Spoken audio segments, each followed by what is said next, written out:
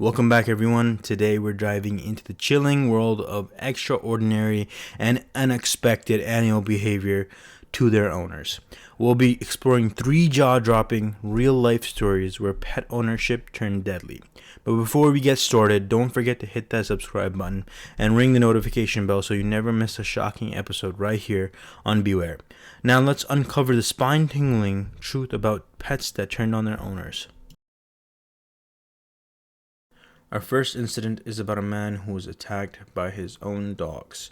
An Indonesian man, Andre Lamboga, left 7 dogs without food and water for 2 weeks and went on holiday. The starving dogs pounced on him as soon as he returned, killed him, and ate him.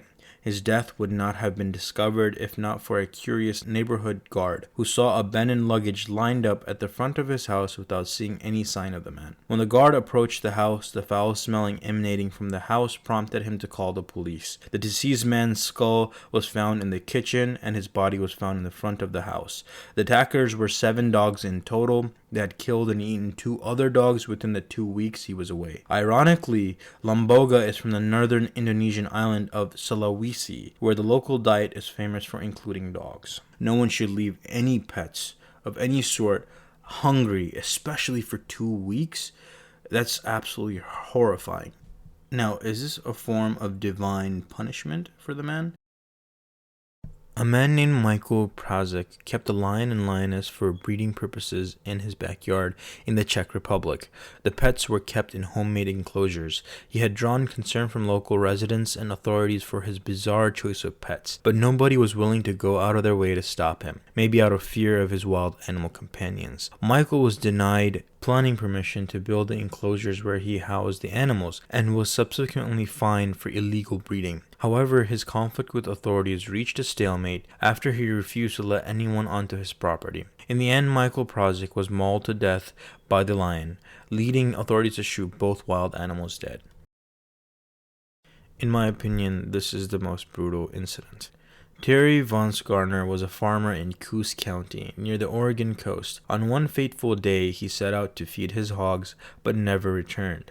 A family member later found Garner's dentures and pieces of his body in the hog enclosure several hours later. Most of his remains had been eaten by the hogs by the time he was discovered. Garner was a Vietnam War veteran who suffered from post-traumatic stress disorder, and the greatest relief to his condition was living on the farm. He was devoted to the animals on his farm, breeding different types of animals, including birds. Ironically, Garner could have unknowingly encouraged his own death at the hands of his animals. A year before he was mauled to death by the hogs, a large sow bit him for accidentally stepping on a piglet. He initially made the decision to kill the sow, but later changed his mind and let the sow live. At last, he would die at the hands of the animals he had so much compassion for.